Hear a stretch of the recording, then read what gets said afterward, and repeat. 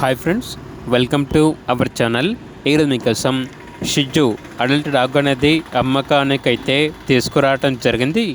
Only one dog మాత్రమే అమ్మకానికైతే ఉంది. చాలా అంటే చాలా యాక్టివ్గా ఉంటుంది. ఎటువంటి హెల్త్ ప్రాబ్లమ్స్ అనేవి ఏమీ లేవు.